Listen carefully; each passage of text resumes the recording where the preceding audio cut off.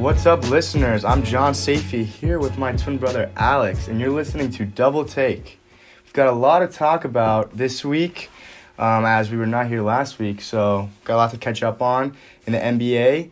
But before that, I'm going to go to our expert college basketball analyst, Alex, who called the first BC game of the season, the basketball game, on WZBC Sports Radio.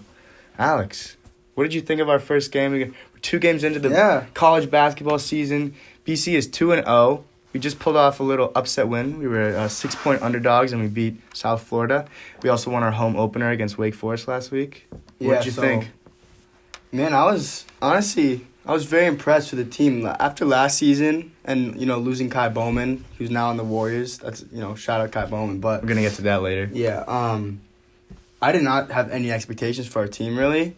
And we had a solid recruiting class. I mean, nothing crazy, obviously. But we also had a transfer guard, Derek Thornton, who came from University of Southern California. Yeah, he was impressive the other night. He was, but as a freshman, he played for Duke and, Coach K. So I think that's a really just cool person to have on your team. And I just thought he was a freshman at Duke? Yeah, and I thought if he's recruited by Duke, obviously he was a 5-star recruit. Yeah, he had some talent in high school. So the fact that we poached this guy, from whoever he transferred from, USC, I don't know, but it's great. He's a 5-star recruit, and I didn't think he would fill the role of Kai Bowman, because Kai just went off and he was one of the highest scorers in the ACC. Kai averaged above 20 points, right? Almost 20. I think it was 19 actually by the end of the season. But I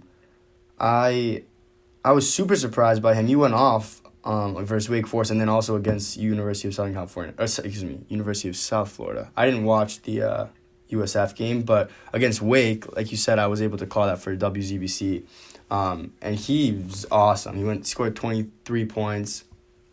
And then other than that, we have some good veteran leadership. We have Thornton, who, like I said, he's been around the block, and spent time in one of the best locker rooms in the ACC with Coach K. Right. And then Nick Popovich he's still gonna be solid for us. 7-footer, right? Yeah. Every year his production has gone up. So what I think I just hope he stops shooting threes on it. Yeah. He's a big man, kind of like the Joel Embiid, complex, right? Yeah, a big man who wants to get behind the 3-point line and shoot. No one can stop him in the post, but he just keeps shooting threes. What's crazy is that, BC going into this season, you're just not hopeful at all. I think there's this parallel I see between our football team, a team that had 2 stars, right? And Anthony Brown, our quarterback, and A.J. Dillon, our star running back. Except, other than those 2 guys, the rest of our team wasn't that great. Versus right now our basketball team, which I'm not going to, speak too soon, but compared to the past 2 years where we had Kai Bowman and Jerome Robinson, 2 dudes who made it to the NBA, this season coming in, we don't have any of those guys, but it looks like just one very dominant. Yeah, it looks like we have a more collective group, which, listen, if we got a bunch of athletic dudes who want to, shoot and pass and play defense, then you could make it very far in college basketball. So it'll be fun to see what we got. But to get into the NBA, like we alluded to, we are going to talk about the Warriors, who our man from Boston College, Kai Bowman, is now a starting point guard since Steph Curry's injured. Woo! We're going to be talking about where we went right and where we went wrong last week. We're also going to talk about the Kawhi load management debacle. Dion Waiters overdosing on gummy worms, reportedly. Jeez. Come on, Dion. And, like usual, our performance of the week, our safe bet, and our power rankings. But before we get into all of that, we're going to talk about what we usually start talking about, the LA Lakers and LeBron James. So, it's 2 weeks into the season, and it's 2 weeks since our last show, and I think I owe LeBron James an apology, who... #WashedKing. He won 2 championships for me in Miami. He took me to 4 straight finals when I was a kid, a Heat fan growing up, and after I was a bit critical after the first game. The Lakers dropped that first game to the Clippers and just did not look great. And I said it was a combination of their roster that was not that great and LeBron looking a little bit he is past his prime, obviously. But since then, he's looked incredible. They've won 7 straight games, so they're 7-1. They're in the top of the West right now, the Western Conference. Their competition has been solid. They beat the Miami Heat the other night, which obviously me and Alex have talked about last week, how much we think the Heat are a great team. But just to pull some numbers together, right now Anthony Davis, who his odds did rise for MVP. He's plus 450 MVP odds. That's second behind Giannis Antetokounmpo. Nah, he won't get it. He's averaging 26.5 points, 10.5 rebounds, 3.2 assists, 3 blocks, and 1.1 steals. So AD's playing great.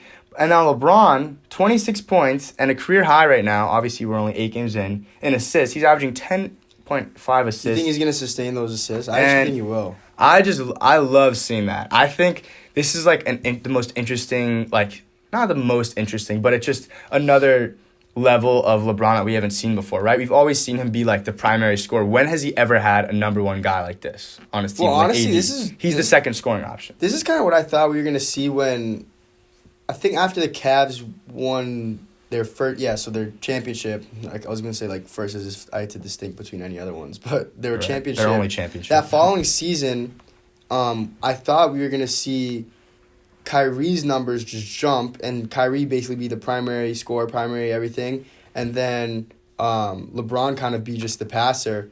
And I feel like we always. Well, you know, my question is for you though. How old was LeBron that year? He's so old. He's 30. I mean. Well, he's probably 30. He's 34 now. He was 32 or 33. After they won the chip, he was 31, probably turning 32. No, or 32. Yes, he was 32 that year. So that's not young, but Kyrie 32. Kyrie was still like, that was when Kyrie got into his prime, obviously. You're right. But at the same time, this is now 34-year-old LeBron turning 35 with Anthony Davis, who I think you would agree is better than Kyrie Irving, right? He is definitely going to be passing it to Anthony Davis more than he would have to Kyrie, because Kyrie was a scorer, but he was more of an ISO scorer. It's not LeBron was going to pass him, get an assist passing to Kyrie, right? LeBron's getting these assists, throwing up lobs, pick and rolls, pick and pops with Anthony Davis, right? And I'm excited. I hope he keeps these numbers. If LeBron has a season where he averages 10 assists, like that's just an extra thing on his resume where it's like, you know, obviously there's the whole GOAT conversation with MJ, where obviously I think a lot of people agree LeBron is a better passer than Jordan, but to have a season, you know, how many players have had, you know, a season where they've averaged above 30 and also in the same career have averaged above 10 assists, you know? Yeah. I think it would just be huge for him, because to do something to get like, when you're averaging a career high in honestly anything at that age, it's obviously super impressive. Right. But, you know, obviously the key difference between Kyrie and Anthony Davis is that Kyrie's also a ball handler. Right. But I just think it's funny that we've been hearing, and even like last year with the Lakers, we thought LeBron was kind of, you know, be more of a facilitator, and then by the end of it, it's just like, nope, you're gonna do what LeBron has been doing best. I mean, looking at the rosters though, like last year, you know, that team wasn't great. A lot of young guys, and this year, obviously, their roster isn't that great. But with him and Anthony Davis, just those two balling at their best, like we said, like I said 2 weeks ago, you know, the ceiling for them is always going to be championship. They have a great roster, dude. I don't know what you're talking about. Great roster. All right, so let me go down the line. So, like I said, AD is averaging 26.5 and 10 rebounds to go along with, you know, 4 combined steals and blocks. So defensively, he's great. LeBron, 26, 10 assists, nearly 8 rebounds, 1.4 steals, 0.6 blocks. Just one thing quickly about that. The other day on Instagram, or I think it was Instagram, I don't know if it was Bleacher Report posted or whoever did, it was just this defensive montage of LeBron. Like, LeBron blocked, you know, this chase down block, a steal from LeBron, you know, an interception, a play where he, you know, hedged high, and then the guy made the other dude he was defending made a mistake and he forced a turnover, and it's just a bunch of these defensive LeBron plays. And I just think it's so funny how the narrative shifts from like last year, oh, LeBron isn't playing any defense. You'll have like the montage of LeBron like walking back on defense, leaving his man open for the backdoor cut, like all these, and now we're seeing like, oh, the Lakers are 7-1, like, you know, look at LeBron's actually trying on defense. I just feel like you can make that clip any season of LeBron getting a steal. Yeah, but no, I think there's block. something to be said about him coming to the season with this energy, as opposed to like last season and just past seasons where in the regular season, especially in the beginning, he's just like, you know, I've been here before, I know I'm not gonna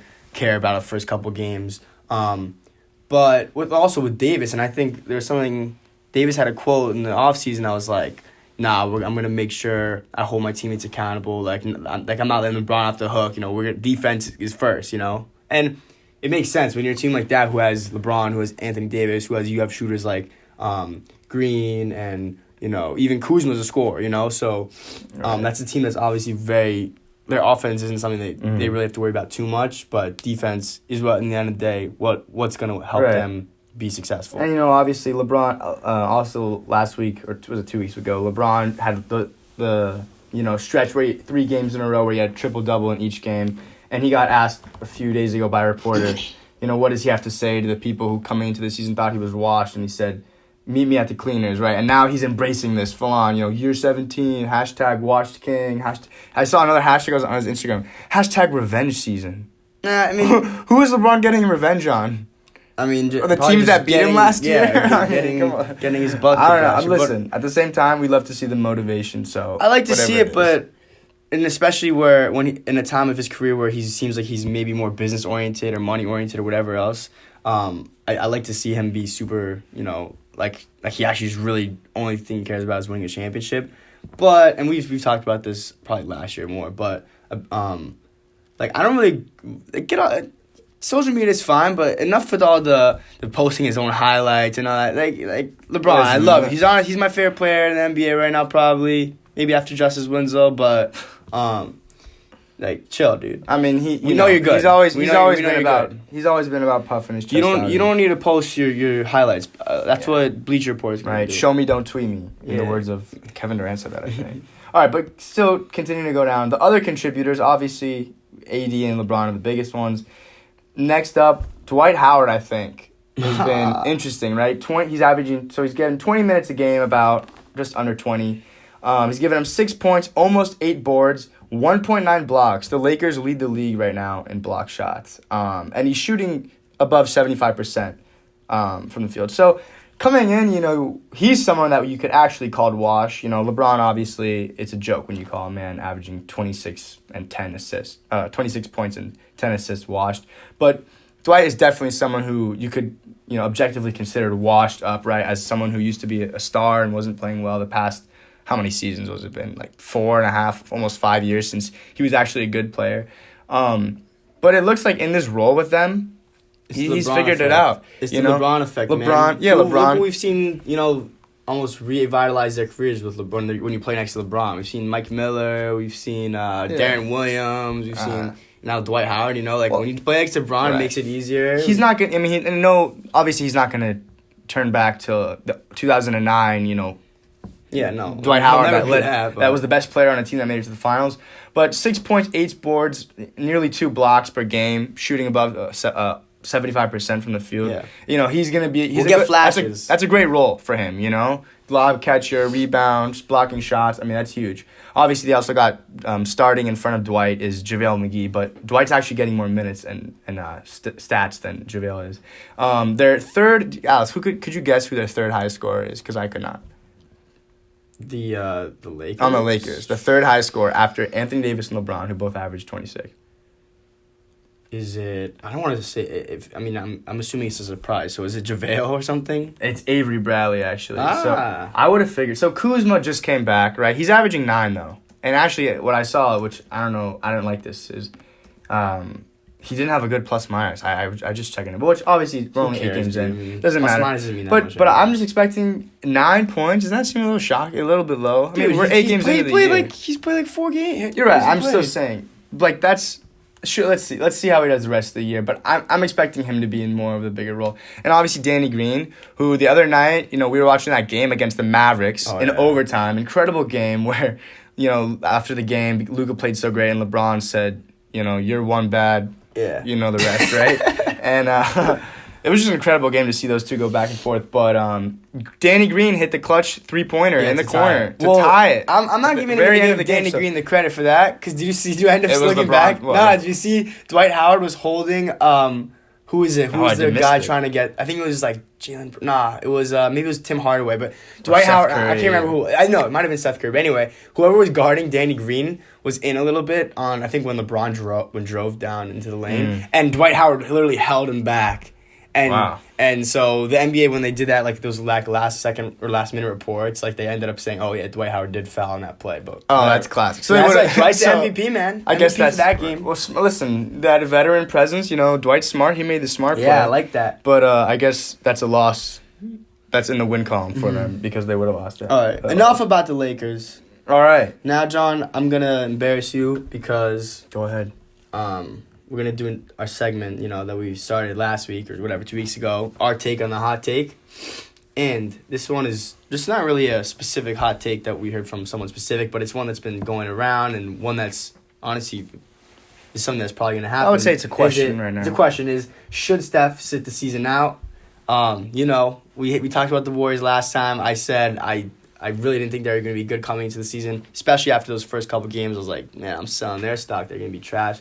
And you said you still think they're going to make the playoffs. Since then, both Russell and Curry have missed games. Curry obviously broke his hand. He's going to be gone for a couple months. And then Draymond was like, I'm going to join in because, right, why am I going to play with all these scrubs? No offense, Kai Bowman. But what do you think? Do you think that Curry should sit the season out? Or what's good? So just continuing on with our last segment, where we were right, where we were wrong. I'll admit it. I was wrong here. The Warriors are not great, but obviously the Steph injury is ruling into that. With Steph, they did not look great. I mean, it just looked like you really see how valuable playing with Klay Thompson was. And even obviously you could talk about Kevin Durant. I always said Klay was the best Warrior, man. No, but even with there was games where he wouldn't play and Steph would still go off. Like you saw, and it's like they just double team, triple team Steph, and it's like, wow, he looks a little shorter. His shot doesn't look as good as before.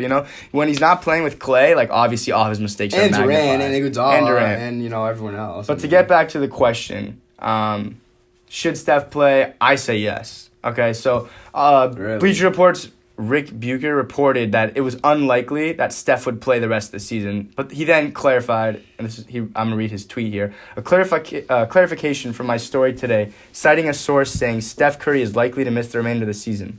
While the injury was worse than originally thought, he wouldn't play again this season because there's no competitive reason.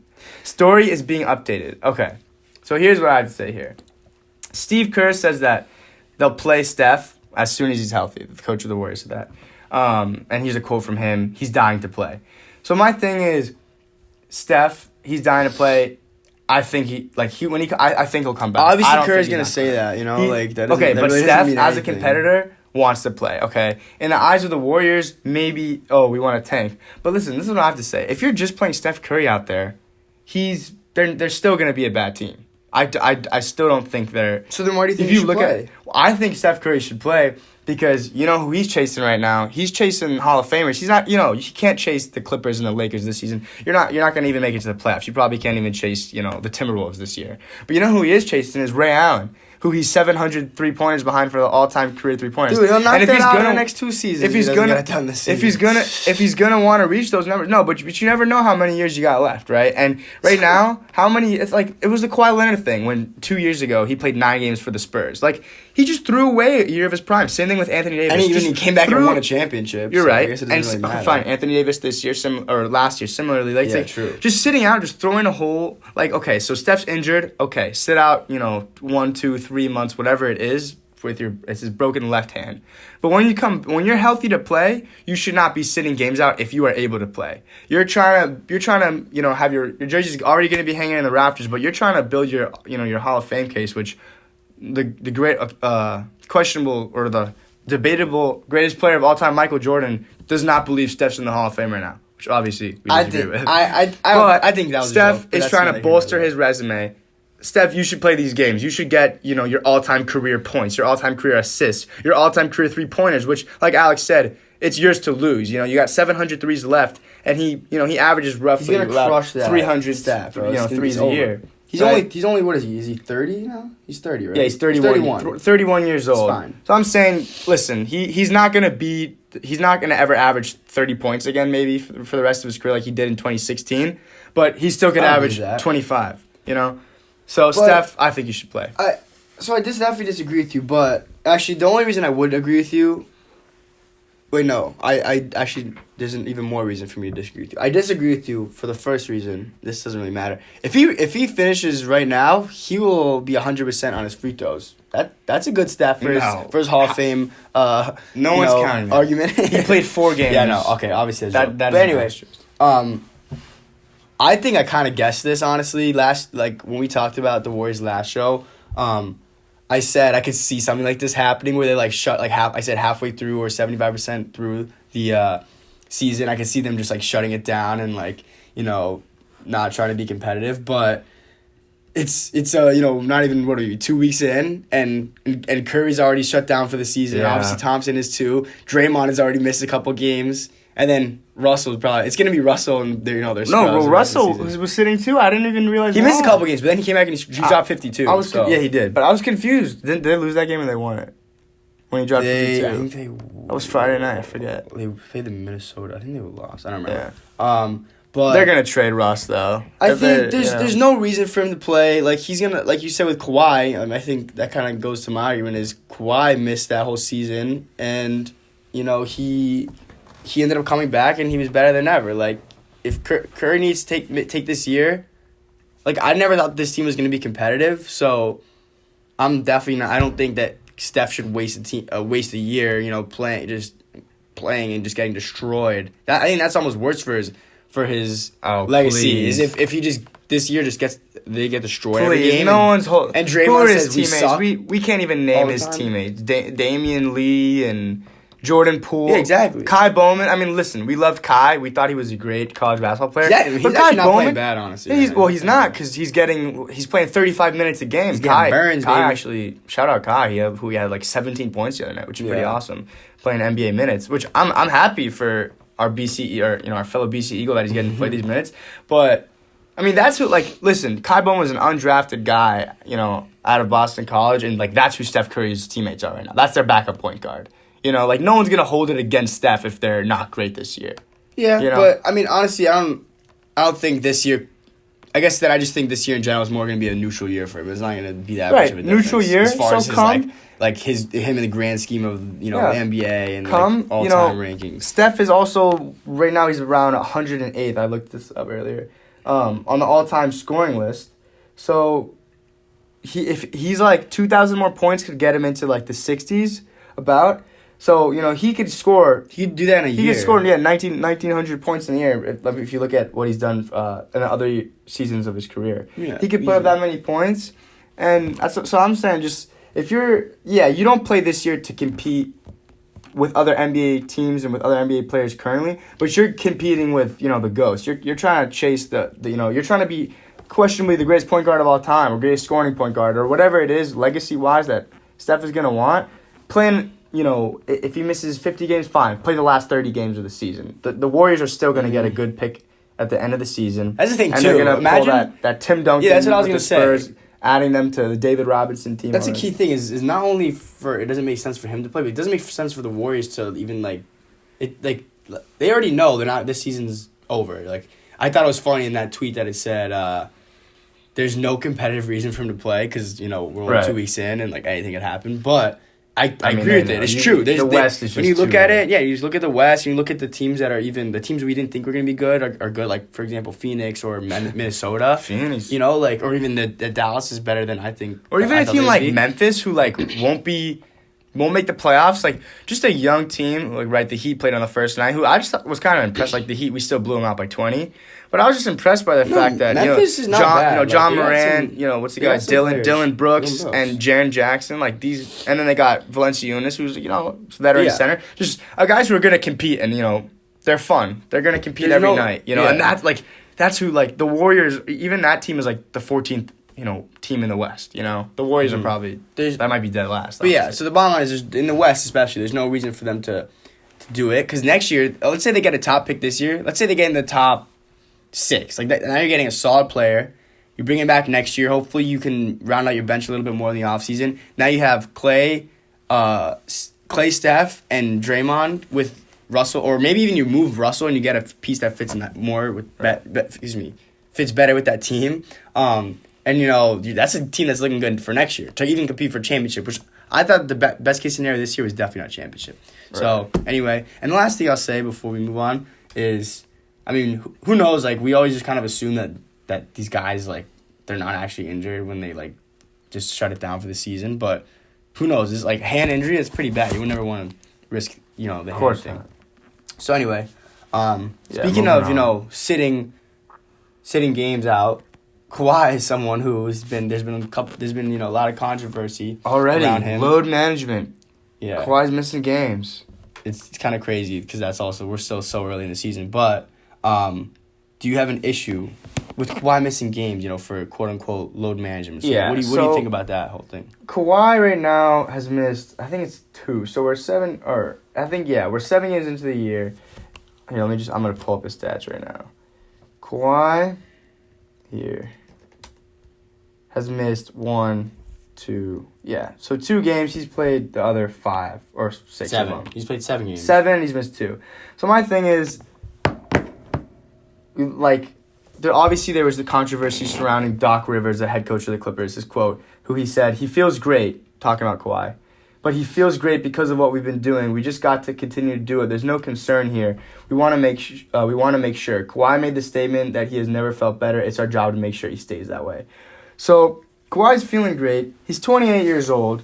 And now these fans who are paying their well-earned money, which this season more than ever, if it's, obviously the Lakers, you're playing the Lakers versus the Clippers, that's a super expensive game. But even a lower tier Western Conference team like the Mavericks, that's still a great game. That could be a nationally televised game where that game's going to be expensive too. So how many cheap games are there going to be for the Clippers? They're not. The tickets are super expensive. These fans are paying to see Kawhi Leonard and also Paul George, who, people did not anticipate will be missing this many games coming into the year. And, who they're watching? Patrick Beverley, Landry Shamet. These guys, they're solid players. You're hating on my boy Landry. No, they're solid players, but you're paying for Kawhi Leonard. This man's an MVP. And who does he sit out against? Giannis Antetokounmpo, right? He sits out when they're playing the Bucks, the former MVP, right? So if you're talking about the 2 guys who are competing right now for the best player on the planet, I would say, putting out LeBron in the conversation because he's older and Steph is injured and Harden is not doing that well, etc. I would believe that it's Giannis and Kawhi playing for that. And what does Kawhi do? Obviously he doesn't care about that. He just wants to win rings. He's going to sit out and miss that game where, us as NBA fans, we are deprived of that. And, we want to see that. And he's 28 years old. I mean, I understand if it's LeBron missing the second night of back-to-backs or Dwayne Wade a few years ago nursing his knee injuries, right? But this is a 28-year-old stud who, he at the peak of his powers. And like I said, I thought it was absurd 2 years ago when he was willing to throw away a whole season. Obviously, he had disputes with San Antonio, and they didn't know how healthy he was. Well, I think that's a whole different. It's a whole different animal, but still, in a similar light, are you willing to throw games away, for your career? Like what I was saying about Steph, those are games where you're throwing away potential points that could, get you to, maybe pass whoever. If Kawhi's chasing LeBron, if he plays extra games, he's gonna have a higher score career total for points than LeBron will. Well, that's never going to happen. But anyway. Maybe he won't reach that. But I'm just saying, for that reason, and also for the reason of fans who are paying money, Kawhi Leonard, we're 7 games in. Right? It's not game 81 that you're missing before the playoffs. This isn't even game 55. He's missing game 4 on a back-to-back. What? He can't play 4 games into the season? Come on. Yeah, that makes no sense. I disagree because, first off, Doc getting fined $50K for that, I still don't really understand the logic. It's ridiculous to me. What they said was that it was inconsistent with what the team was saying. So the team's telling the NBA, right? The NBA said, right? The NBA commented on it, on Kawhi sitting. It's okay that Kawhi's sitting because, he's still nursing an injury. And I'm like, okay, fine. If you're injured, fine. But then Doc Rivers says, he feels great. He feels the best he's ever felt. He's saying he feels great because they're resting. I don't understand. How they're kind of, I feel like they're just taking, if you take it out of context, if he feels great, they're like, whoa, well, actually, that's wrong because Kawhi doesn't feel great. But he says he feels great because of what they've been doing, and I actually believe that. I believe that. But that's the issue. You tell me an injured person's averaging 29 points right now? Exactly. No, he's not injured. Exactly. Well, that's not it. He's been my thing is he's been nursing this injury for his whole career basically. Really, for the past 2 years. No, his whole career he's had since I think 2012. He's had this issue with his I don't know if it's his knee or his calf or whatever it is exactly, but he's had that issue. The most games he's played in a season was 74. Every other year, basically, he's mostly in the 60s. Last year, what happened? He played 60 games, so he missed 22, which is at the pace he's at now. That's right around where he would miss. I mean, I know he missed 2 out of 7, but if you extend that would be around 58. And last year he played 60. But what was the end goal? Or what was the end result? A championship, which that obviously is going to be more impactful for his legacy. Anyway, and obviously, every team in the NBA wants to win a championship. So you're going to do whatever it takes. And if it means, your best player needs to rest 20 games during the regular season, when you have a solid squad around him, it's not like you're going to just lose 20 games that he doesn't play. You're going to do it. Like, look back. I don't think we're going to see teams push, to the full extent, to their, full potential in the regular season and, get up to the high 60s in wins and, maybe 70 like the Warriors did that year because of this knowledge that, of things like progressive fatigue and it coming back and, bites you in the butt in the playoffs. Like the Warriors that year, they pushed for 73 wins to break the record, and then remind me what happened that season. Right, but I don't think that had to do with a lack of rest. Like, if they had rested, they were banged games, up. Yeah, they could have easily could. They were banged up. So. They were banged up in the finals, and look at another example. Games in early November would have helped that. Yeah, it would. Look at the Spurs. The Spurs won 5 championships, and this is something they've been doing for years. And then once again, there's another example is LeBron. His first year with the Cavs, he comes off 4 straight finals with the Heat. This guy's dead. He gets basically no time to rest in the offseason. And then you add in the Olympic Games too for him. And so early in that season, the Cavs were not playing well, and then he ends up missing 2 weeks. He literally just took 2 weeks off. I don't even remember what the injury was, but he misses 2 weeks, comes back, he's refreshed, and they were able to make the finals that year. And maybe if Love and Irving didn't get hurt, they would have won a championship too. Right. So at the end of the day, playoff games are more important than regular season games. And that goes into the whole fan perspective, too. I would rather have Kawhi miss these games than miss them in the playoffs. So that's fine, but again, like I said, this early in the season, it's just ridiculous. We're literally 4 games in, and he's missing a Would game. you have a problem with it if Paul George was playing?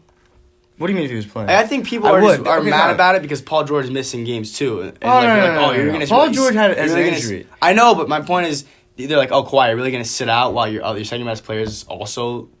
already sitting out. I don't mind that. I don't think there's urgency. They're top 4 in the West. I don't think they're gonna have trouble winning games being in the playoffs.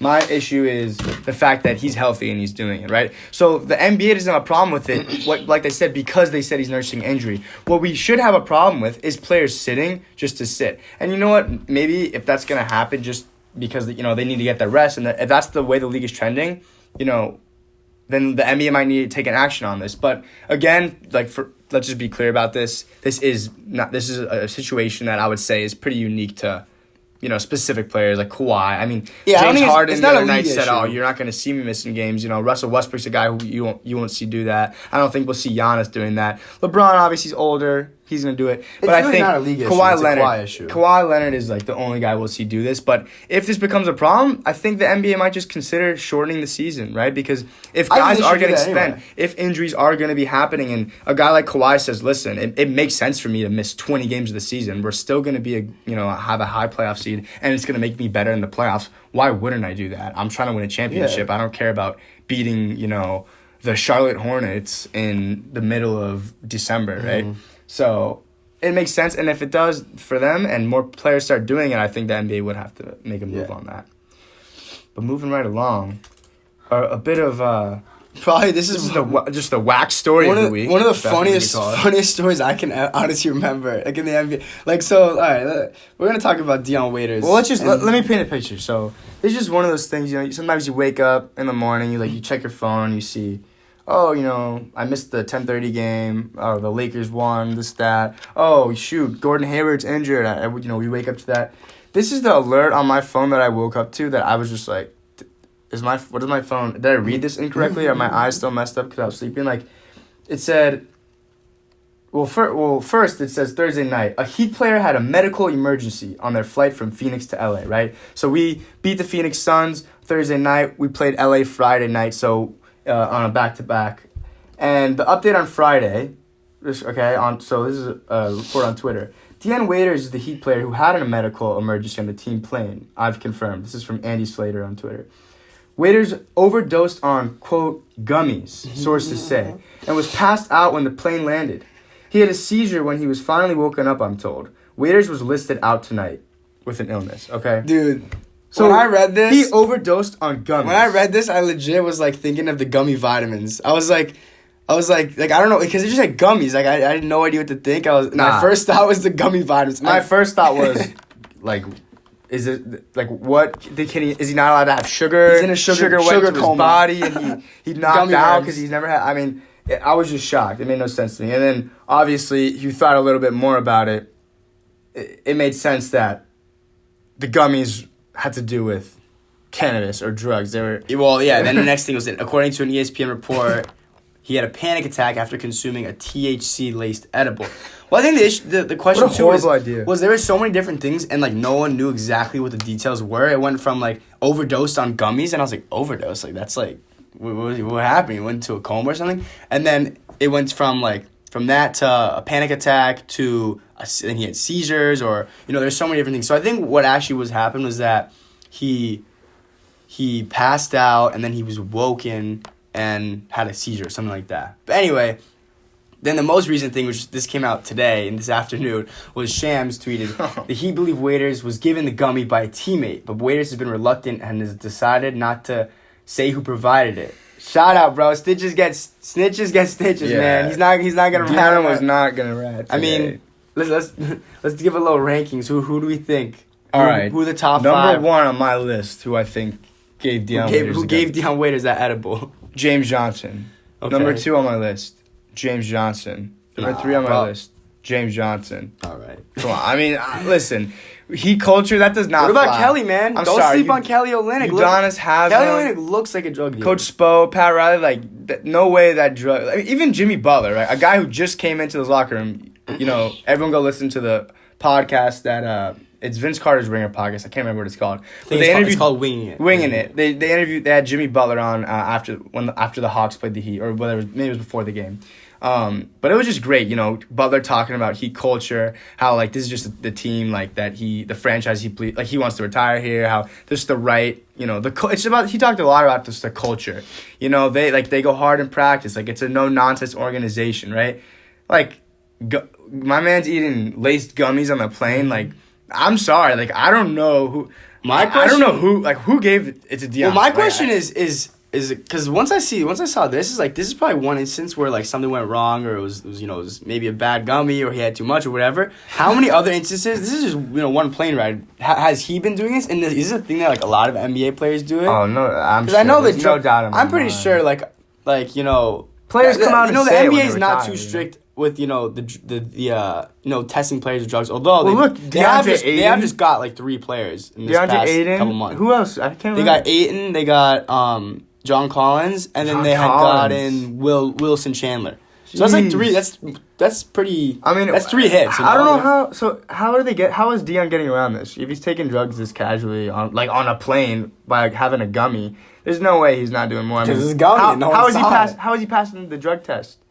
He's getting Tyler. Everyone's getting drug tested. He's getting Tyler here to pee in cups for him. Maybe Who's- Tyler. Hey, I mean, Rook. that's the rookie. Yeah. Rook, I need a favor. Tyler's Carry definitely my bags. Yeah. It's gotta be it. But so But I guess just- coming back to the basketball side of it, what do you think we should do with Waiters? I mean, because I know what I think about this. Big but- picture, you know, I'm playing around with the ESPN trade machine, just trying to see. I just don't think we could realistically make trades like for a guy like Kevin Love that make money work, but no one's who wants to take on Dion Waiters? So if you just look at the Heat's salary cap, Butler obviously our highest paid player, makes sense. Goran Dragic is second, James Johnson is third. That's just I hate the fact that When's he coming off such the Bucks, a great bro? It's not a big deal. 2 more years of it, Yeah, 15 not million bad. and 16 million next year.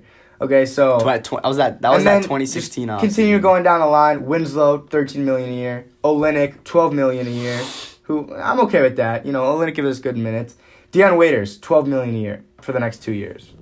Come on. Myers Leonard, 11. That's fine. Ryan Anderson, we're still paying him even though we bought him They out. should just buy But then him out. these next 5 guys: Tyler Hero, Bam Adebayo, Udonis Haslem, Derek Jones, Kendrick Nunn. These dudes are making from 1 to 3 million. Which obviously Udonis, we pay him. You know, that kind of to be our, you know, the captain of our Veteran. team, to be that veteran presence. But Hero, Bam, Derrick Jones, and Kendrick Nunn. The fact that they're and even Duncan Robinson, who's he had a few games already this season, with 20 points. He's going bonkers, he's shooting great. He's stepping in for Winslow while Winslow's injured right now. But those guys are making nothing, and then we're paying Dion Waiters and James Johnson $12 and $15 million respectively. Like, I don't think we can get rid of those contracts. It is only this season and next season left of them. But as a Heat fan, it is tough for me to stomach that. We're paying these guys. It's funny. And the thing is, so now the Heat suspended Waiters for 10 games, which without pay, baby. Without pay, that's totally cool. I hope he takes another edible. Yeah, please. That's totally cool because he wasn't playing yet, and we are doing just fine without him. We are staying afloat at the top of the East, and that's cool. I just don't know. I don't know. I don't know what we do with him. Like, when he comes back, what are we gonna? How are we gonna? We're not gonna start him. Is he gonna? Who is he taking? I hope he doesn't take Tyler Hero's minutes. We're developing a rookie. I mean, I don't know. I'm honestly disappointed. I don't know what we do with how this narrative has gone this year with him, because I really had high hopes for him coming into the season, because that season 2016-2017 when we started off 11-30 and finished 30-11, and he was one of our best players. Hitting game winners, hitting clutch shots. And he was huge for us. And obviously, that's why he got the money that he got. That's why James Johnson got the money that he got, because of that run at the end of the season. As a great franchise, I can't believe we just let them. No, I mean, we were prisoners of the moment. But anyway, we paid these dudes. What I was going to say was, after that season, I was like, okay, Dion can do something for us. He can be something for us. And then even those next 2 seasons was a lot of injuries, a lot of issues. And last season, he came in very out of shape. It was kind of funny because the Heat are very notorious, or not notorious, but we're known for our guys will come in not in great shape and they'll get super cut with us because we were super intense and super, harsh with our conditioning. And Waiters came in and he was clearly out of shape, which was, because he was injured and he wasn't able to train in the offseason. But then this season he came in, he was down. He said it was his first healthy offseason in a long time. Yeah. So I was really excited for him. I was excited with all the pieces coming together and being able to integrate, Waiters back into our team. And I honestly thought he would be a very good off the bench player. If he was, playing at the beginning of the season, I honestly would have picked him for 6th man of the year. Although I ended up picking Goran. Well, Goran's making a strong case, by the way. But anyway, I'm just kind of disappointed because we've seen him be successful with us and we've seen him be good for us, but it's just all this dumb off the court stuff that's happening with him, and it's just ruining everything, which is fine because we're fine with that, but I hate to see it. Yeah, I mean, like I'll say lastly, I mean, we don't need an extra wing like that. This is what his antics won't fly with Heat culture. We don't need an extra wing with how good we're playing, so that's fine. He'll miss those 10 games. Okay, next up. The safe bet. Coming off of our 1-0. Right now we're 1-0 on our safe bets. Last week on Sunday night, it was 2 weeks ago on Sunday night, I picked the Dolphins plus 13.5 as our safe bet of the week. And guess what? The Steelers beat the Dolphins on Monday Night Football. Only by 13, baby. By 13 points. Shout out. Look at that. It's a safe pick, baby. It's safe. You got to play it safe. So, we're my safe pick of the week. I'm going to actually wait. Let me just explain it really quick. So, we're actually going to change it. Last week 2 weeks ago, whatever, we only did one pick. From now on, we're going to each do a pick, and then so we'll keep track of that throughout the season. So, John's right now, he's 1-0. I'm 0-0, so... Nah, you know what? We'll start clean. You want to start fresh? Okay. We'll start fresh. Right. It's 0-0. I was 1-0, but that's fine. My brother didn't make a pick last week. But this week, I'm going to continue my trend of Monday Night Football games. I'm going to pick the Seattle Seahawks plus 6.5 points at San Francisco. They're playing the 49ers. That seems like a lot of points, man. 6.5 to me, this is my safe pick because 6.5 I feel like is a lot. Seattle is a very good team. Russell Wilson he's at the top of the MVP race right now, I think. And there's a few things. So I have George Kittle on my fantasy team, who I had to bench today. Who I still got the W, of course, because I'm killing it in fantasy. Number 1 and 2 Shut leagues. up. Weird flex. But Kittle might not play, which he's projected right now. It said 0 points. So they're saying he's doubtful to play. If Kittle doesn't play, that definitely is a blow to their offense. That's 1. 2, Seattle's only lost 2 games, okay, to the Ravens, who just beat the Patriots, right, who the Ravens are one of the top teams in the league, and the Saints, another one of the top teams in the league. And the Niners are undefeated, yes, but they've had close games against not great teams. They had a close game last week. They won by, it was 28-25. They beat Kyler Murray and the 3-6-1 Cardinals. And a few weeks before that, This is the weirdest game ever. They beat the 1-8 Redskins, they're currently 1-8. At the time, they might have been like 0-6. I don't know. They will beat the 1-8 Redskins 9-0. Nah, that doesn't count. That was the rain game. The fields were flooded that game. That was the Mud Bowl, dude. Like I think that we've seen the weather affect. But 9-0, like that. There's no scoring. This team is horrible. I don't know. It is what it is, but they've not had a strong schedule, and Seattle is easily the best team they've played. And on top of that, Seattle's getting 6.5 points. It is away. It's in San Francisco, but if Kittle sits, they're an undefeated team who obviously they are coming off of a longer week because of the fact that they played the Thursday night game last week. Now they're playing the Monday night game. But at the same time, longer into the season, you see these undefeated teams start to slowly, fall off. They'll have their loss. How many teams will go 9-0 or 10-0 or 11-0, right? Not many. So right now they're 8-0, and I think they've done very well with what they have. No one expected them to be this good. But giving Seattle 6.5 points, I think this is a game where even if the Niners win, which I could definitely see that happening, I feel like it's a field goal type of game. I feel like 4.5 was a more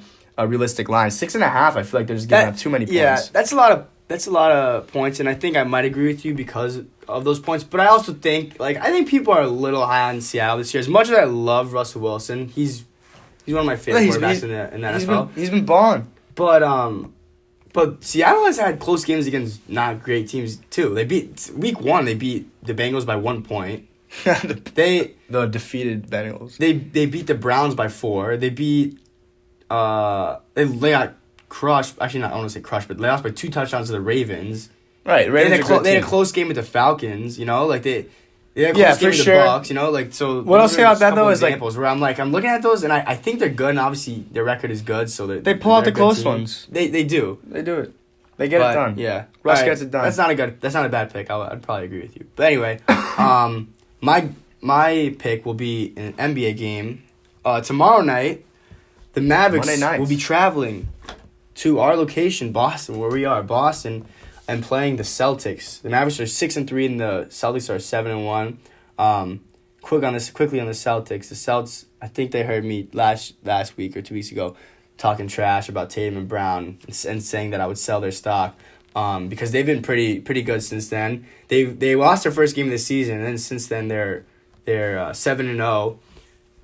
Kemba's obviously been disgusting for them. He's dropping 24 points, and he's also all their guys are shooting over 40 for 3-point. So that's a trend for them. But anyway, Kemba's been good, and then Tatum and Brown have been they're combining for almost 40 points between the two of them. Brown's not shooting that well, but Tatum has shot 44% from 3-point range. So who are you picking? So I'm picking the Mavericks. So it's the Mavericks +3. They're giving the Mavericks 3.5 points. Hey, we should get tickets tomorrow night. Yeah, it'd be nice. Let's get tickets. I got too much homework. But I think the Mavericks will win because the Mavericks are super hot right now. Luka's playing insane. He's averaging almost a triple-double. He's averaging 27, he's so good. 10, and 9. Jeez. And Kristaps is pouring in 20 points too. And he's averaging almost 40% from 3-point range. But I just think this is an instance where we'll see a very, very good West team come to the East and give that team a tough game. Honestly, also, a key factor, which I think I was kind of surprised that the spread was only 3.5, was +3.5 for the Mavericks. When Hayward, who's been very good for them, also he's out because he just broke his hand. Yeah. So I think that's gonna be a pretty important factor. I think the fact that obviously they're slightly favoring the home team, but I just think that this is gonna be one of those games where we just see how much better a mid-tier West team is compared to a mid-tier East, which honestly they're more of a top tier. Well, right East now, team. the Celtics right now are top tier because of the way they've been playing. But I agree with you. I think the fact that the Mavericks are getting points in a game where you think the away team is gonna upset the home team. I think that the fact they're getting points, especially after the Hayward injury, which is upsetting because I feel like on all of the different podcasts and ESPN, all of the stuff I've been listening to, it's Hayward is back. He's looking like Utah Jazz Hayward. I mean he's doing very well from the. He's averaging 18 points. He's been doing very well. Scoring the ball this year and just helping. Look, they're 7-1 right now. They're at the top of the East, which not a lot of us. I mean, at least I didn't expect them to, start off. No one thought they'd be the first seed. Right, the ones obviously we're only 8 games in. The league will round itself out a little more, but they're playing very well their first 8 games, and a lot of that's because of Hayward. So the fact that he won't be playing, I definitely think the Mavericks are a good pick for that game. Yeah. But yeah, man, it's good to see Hayward been good again, though. So those are our safe picks of the week. Alex, 2 weeks ago, Kyrie Irving, we picked him as our performance of the week, who had 50 points in his season debut or career, or his team debut with the Brooklyn Nets at the place where he where he grew up, I guess. But who was your performance of the week for this week in the NBA? This week, man, I actually was just watching the end of the Timberwolves Denver game. I got a little bit of a rivalry going on. Don't you remember that year they had that play-in game? It was the last game of the season. Wolves, Nuggets. That was back when they were on the same level. Now it feels like Jokic just took them another level. But anyway, so Jokic hit a game winner. I mean, it was a very close game. I'm impressed with the Minnesota this year because I didn't think they would be good. I actually thought they'd be pretty bad. I thought they won 30 games. And Towns has been going off. I mean, he's been dominant. We know he's dominant. And Wiggins has been looking much better than he has in the past. He's been showing some flashes of the talent that we thought he could have been when he got drafted. But that was a very close game. Went to overtime, and then Robert Covington, scored a layup and he tied it up. And then there was there's probably 20 seconds left, and dude, Jokic looked like Dirk, man. He had a little fadeaway shot, and I was no way he makes this. I missed the one, and it went right in. I saw the one, was it yesterday? 2 days ago? So that was today. Great. And then against Philly, he also had a game winner. So Jokic is back-to-back game winners. That's my performance of the week. I think I'm hopping on the Jokic wagon. Before I've been on it, man. Coming into the year, people were like, "Oh, the Nuggets as we don't want one of the best teams in the West." I'm just like, all right, regular season, it just because you look at that team and you're like, I mean. We're comparing them with LeBron and AD. There's teams with LeBron and Anthony Davis and Kawhi and Paul George, Westbrook and Harden, and we're talking about, Jokic, this big kind of just an enigma, right? He's doughy, dude. Yeah, right. I love watching him. Honestly, for lack of a better word, he's just kind of fat. He's just fat. He's a big boy. But I mean, he balls. He the way he passes. Honestly, the fact that he can get a shot off like that, the way he shoots. Dude, it was crazy. Watch that highlight. He's a great offensive player. No, but I think Denver is gonna be the 2 seed this year. Yeah, they're gonna be good. This is a good segue for my power rankings of the week. I'll start with the West right now. I kind of rank the teams based on conference. Number one, like we already talked about, we don't need to talk about them anymore. The Lakers. I mean, they started off this hot. They're 7-1 or 8-1. I think it's 7-1. And I'm excited to watch the game, which actually just started. Check the score on that. They're playing the Raptors right now. Started at 9:30, which I'm looking forward to that game. Lakers are looking great so far. I apologize to you, LeBron, for doubting. Yeah, for ever doubting you. I will never doubt again. LeBron. They're up 12-5. Yeah. So number 2 in the West, I'm giving it to the Nuggets just because they've looked like I said earlier. Jokic is just the fact that he can take this team and do what they're doing. They're 6-2 right now, so they're only the Lakers who have. They have good pieces, man. You look at their bench. Don't sleep on their bench. Right, just a good collection of scorers, defenders, energy guys. Jamal Murray obviously is the signature guard they have, but they're only one game behind the Lakers. As good as the Lakers have looked, who have won 7 straight games, the Nuggets are 6-2, right behind that. And I think because of Jokic, who is an MVP candidate so far, I think they're number 2 right now for how they're playing. Number 3 might be a little surprising, but I really love the Mavericks. The Mavericks are 6-3. I disagree with the Mavericks barely lost to the Lakers. So like you said, had Dwight Howard not held the defender, the Mavericks would have won that game. And guess what? The Mavericks record right now would be 7-2, which would be good for best in the West right now. Right? So the Mavericks to me, Luka Doncic, I mean, he's the future. Him and Kristaps Porzingis, I really can't. I'm honestly speechless. You get these 2 young guys, and the rest of the roster, it's not incredible. But they got, Dwight Powell, they got Seth Curry, Jalen Brunson. I like Jalen Brunson. Solid players with a great coach, Rick Carlisle, one of the few coaches in the NBA that has won a championship, right, in 2011.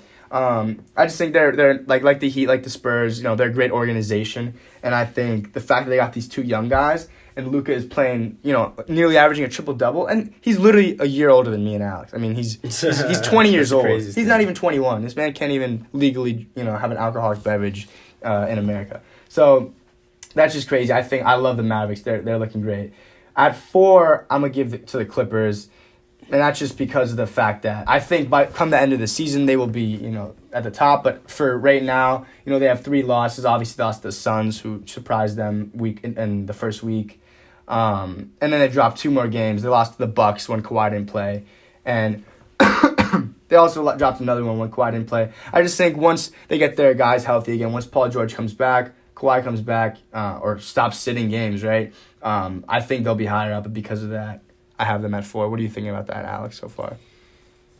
The Mavs are not the 3rd best team. I mean, they're Say playing why. well. They're playing well. They're good, but It's power rankings. I'm not doing the best.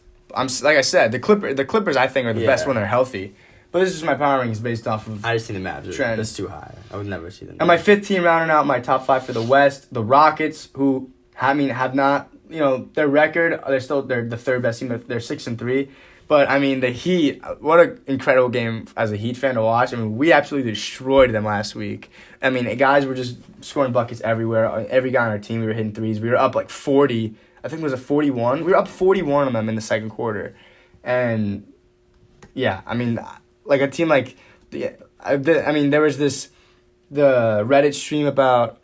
go look it up if you're listening. The Reddit...